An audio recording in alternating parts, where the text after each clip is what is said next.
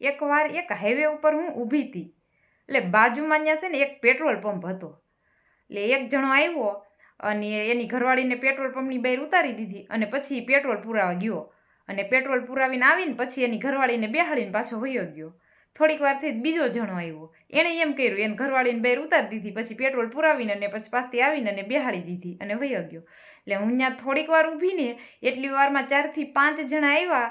એ બધાએ એવું કર્યું, એની ઘરવાળીને પેટ્રોલ પંપની બહાર ઉતારી દે અને પછી પેટ્રોલ પુરાઈ આવે અને પછી વયા જાય. એટલે હું તો થોડીક વાર ઊભી વિચાર કરતી હતી કે આ બધા એમ કેમ કરે છે કે એની ઘરવાળીને પેટ્રોલ પંપની બહાર ઉતારી દે અને પછી કેમ પેટ્રોલ પુરાવા જાય છે.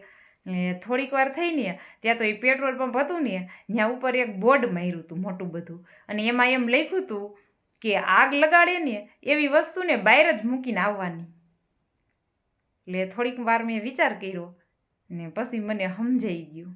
એટલે હવે તો તમને સમજાઈ ગયું હશે.